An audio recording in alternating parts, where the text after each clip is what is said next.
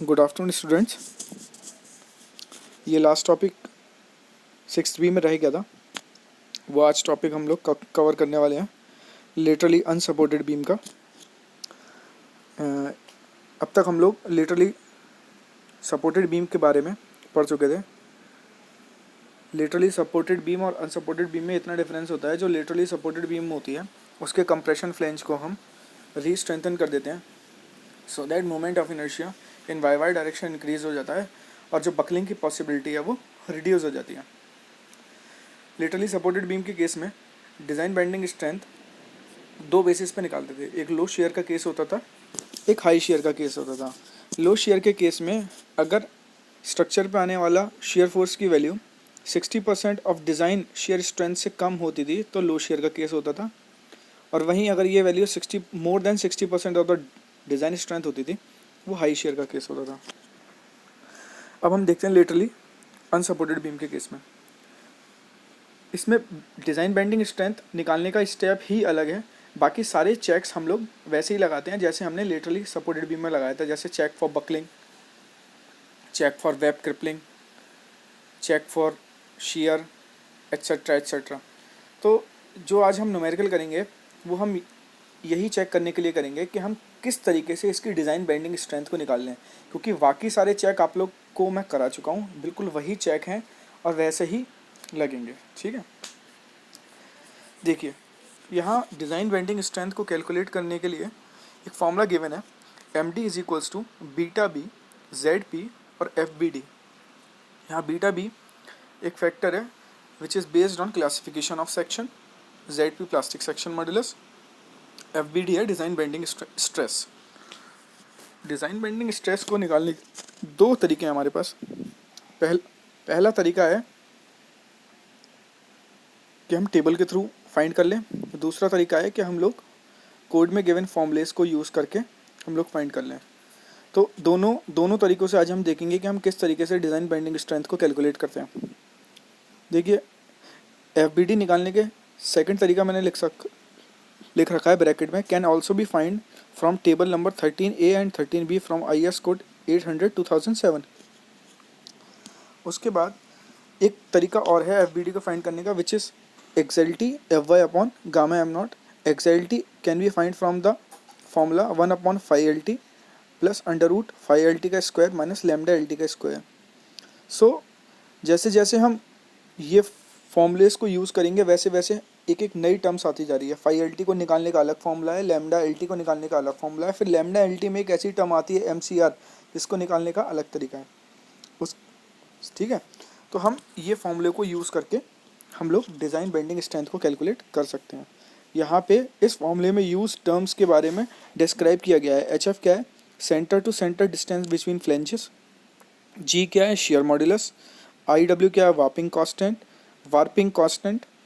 IY क्या है, moment of inertia about the weaker axis. Similarly RY radius of gyration. LLT क्या है, effective length of lateral torsional buckling which is given in the clause number 8.3 for different cases. IT क्या है, torsional constant which is summation of BI/TI का cube divide by 3 for open sections. FCRB can be found from table number 14 and can also be calculated from the above formula, which is given as 1.1 pi square E upon LLT by RY का square under root 1 plus 1 by 20 bracket LLT divide by RY divide by HF upon TF का square। ठीक है, तो दोनों तरीके हैं। अब हम क्वेश्चन देखते हैं। Calculate the design bending strength of ISLB 300 at the rate 0.369 kilonewton per meter considering the beam to be laterally supported. Second case, laterally unsupported. Assume the design forces is less than the design strength, that is, it is a case of low shear. The effective length of beam LLT is given as 4 meters. Sorry. Assume FE 410 grade of steel. सबसे पहले since section के बारे में हमें information है, which is ISLB 300 from steel table, will put all the data from here, from the steel table here. ठीक है, इसके बाद we'll find the effective depth of web which can be find by subtracting 9.4 plus 15 into 2, which is thickness of flange and width of flange, दोनों minus कर देंगे twice, क्योंकि I section है तो ऊपर और नीचे से सब्सट्रैक्ट कर देंगे हम लोग, ठीक है। अब ये आया कैसे है ये आपको पता ही होगा, which is 251.2 alpha L T, since it is a rolled section. So alpha L T की वैल्यू हम लोग ऊपर देख चुके हैं, अल्फा एल टी की वैल्यू will be equal to, for rolled section it is 0.21 and for welded section it is 0.49, ठीक है। अब सबसे पहले हमको लेटरली सपोर्टेड बीम का केस देखना है। अभी फिलहाल हम लेटरली अनसपोर्टेड बीम के बारे में डिस्कस नहीं कर रहे हैं, सिंस ये गिवन है क्वेश्चन में that it is a case of low share.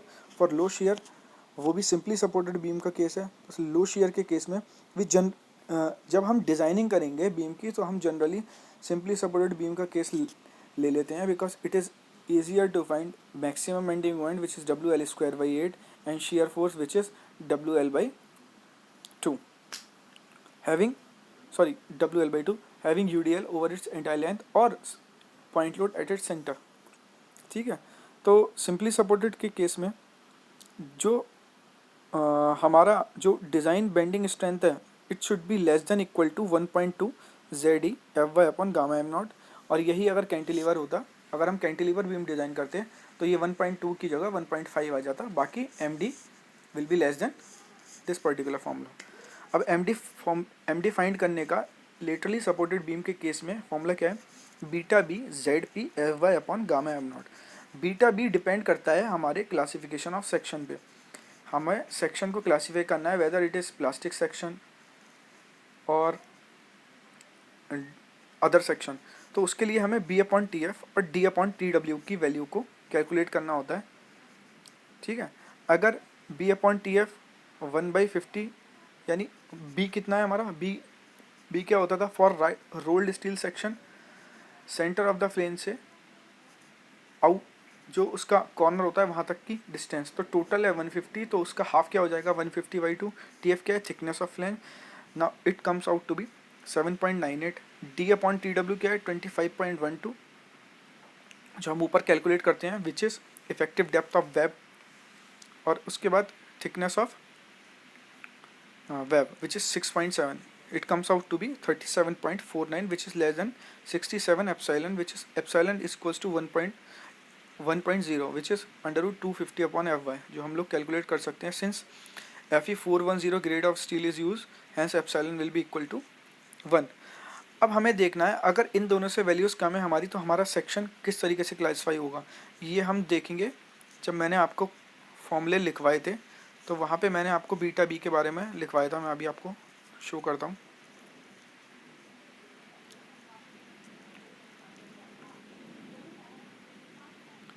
देखिए सेक्शन क्लासिफिकेशन में आपको शो करता हूँ।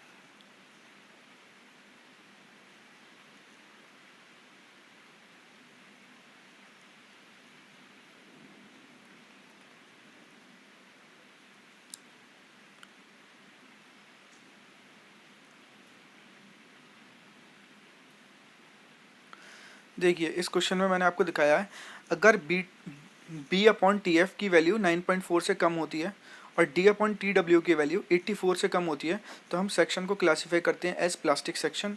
और प्लास्टिक सेक्शन के लिए बीटा बी की वैल्यू देखिए मैंने आपको शो कर रखी है, और प्लास्टिक सेक्शन बीटा बी की वैल्यू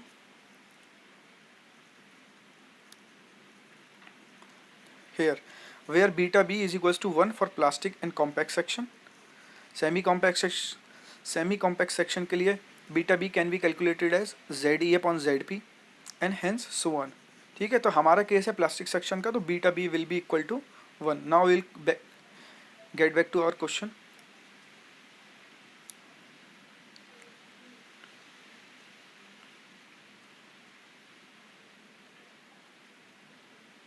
ये तो यहाँ से हमें बीटा बी की वैल्यू मिल गई 1।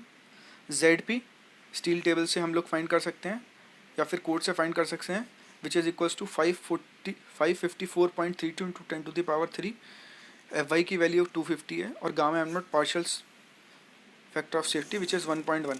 तो यहाँ से MD की वैल्यू आई 125.98। अगर ये value 1.2 ZE FY upon gamma M naught से कम है hence our design bending strength is okay. तो ये लेटरली सपोर्टेड बीम का केस हो गया।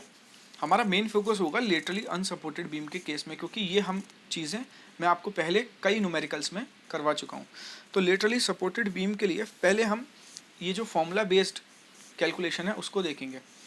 अब हम लोग करेंगे क्या, हमको एम डिफाइन करना है, तो हम लोग नीचे से ऊपर की साइड आएंगे, यानी नीचे की टर्म्स को कैलकुलेट करते करते हम लोग एम डिफाइन करेंगे। तो सबसे बॉटम टर्म हम लोग एम सी आर फाइंड करेंगे। एम सी आर के लिए देखिए फॉर्मूला ये गिवन है, इसमें पाई की वैल्यू आपको पता होती है, ई की वैल्यू कितनी होती है 2 × 10⁵। आई वाई क्या होता है, मिनिमम मोमेंट ऑफ इनर्शिया, जो कि हम लोग ऊपर से पता कर सकते हैं। देखिए यहाँ से आई जेड और आई वाई की वैल्यू गिवन है, इन दोनों में से जो मिनिमम होगा उसको उसकी वैल्यू पुट कर देंगे। आई टी क्या होता है, आई टी क्या होता है हमारा एक फैक्टर होता है which is summation of B I T I cube upon 3। Flange और वेब के लिए दोनों की वैल्यू कैलकुलेट कर रखी है मैंने। अब इस समय फिगर नहीं है तो मैं आपको देख सकते हैं आप, 2 फ्लेंज है, एक वेब है, 2 फ्लेंज है। फ्लेंज की विड्थ कितनी है 150, डेप्थ कितनी है, थिकनेस कितनी है 9.4, बी आई टी का क्यूब अपॉन 3, और 2 है तो इसलिए मल्टीप्लाई बाय 2 कर दिया। वेब के लिए देखिए टोटल थिकनेस में से 2 फ्लेंज की थिकनेस घटा देंगे, वेब की थिकनेस गिवन है 6.7, उसका क्यूब कर देंगे divide by 3, which is very simple.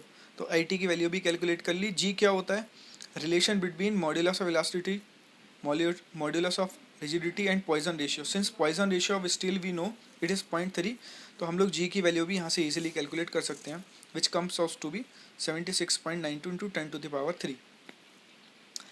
I T find कर लिया, जी फाइंड कर लिया, एल एल टी गिवन है 4 metre which is 4000 mm। Anything left, warping constant. Warping constant के लिए फॉर्मूला गिवन है 1 minus beta F I Y into H F का square. H F क्या था, 300 में से दोनों फ्लेंज की हाफ ऑफ थिकनेस निकालेंगे। एच एफ क्या था, सेंटर ऑफ द फ्लेंज से दूसरे सेंटर ऑफ द फ्लेंज तक की दूरी, यानी उधर से टी एफ बाई 2 और इधर से टी एफ बाई 2 घटा देंगे टोटल डेप्थ ऑफ सेक्शन में से, तो हमको मिल जाएगा एच एफ। बीटा एफ क्या होता है, I of compression flange divide by I of compression flange plus I of torsional flange. Since considering I C F is equal to I T F, यही आपको क्वेश्चन में consider करना है to make calculation easy. तो beta B की value generally आपको क्या लेनी है 0.5, यानी 1 divide by 2, 1/2 is equals to 0.5। यहाँ से हम लोग वार्पिंग कांस्टेंट को कैलकुलेट कर लेंगे, और जब इन सारी वैल्यूज़ को हम लोग पुट करेंगे अपने एम सी आर के फॉर्मूले में, तो हमको एम सी आर मिल जाएगा 92.45 किलोमीटर। ठीक है। सिमिलरली हम लोग लैम्डा एल टी की वैल्यू कैलकुलेट कर लेंगे। लैम्डा एल टी का फॉर्मूला पता है, अगर लैम्डा एल टी की वैल्यू 0.4 से ज़्यादा होती है the effect of lateral torsional buckling has to be considered. तो यहाँ पे हमारी जो लैम्डा एल टी की वैल्यू है ये 1.26 है विच इज़ ग्रेटर देन 0.4। तो हमको यहाँ पे लेटरल टॉर्जनल बकलिंग का इफेक्ट को कंसीडर करना है, जो हम वैसे भी करते हैं। फाई एल टी की वैल्यू हम लोग कैलकुलेट कर लेंगे। लैम्डा एल टी हमको पता लग चुका है, एल्फ़ा की वैल्यू हमको पता है 0.21 है रोल्ड स्टील सेक्शन के लिए, तो यहाँ पे हमने फाई एल टी की वैल्यू कैलकुलेट कर ली है। सिमिलरली हम लोग एक्स एल टी की वैल्यू फाइंड कर लेंगे, और फाइनली एफ बी डी क्या था, X L T into F Y upon gamma M naught. F Y पता है, गामा एम नॉट पता है, एक्स एल टी पता है, एफ बी डी फाइंड हो गया।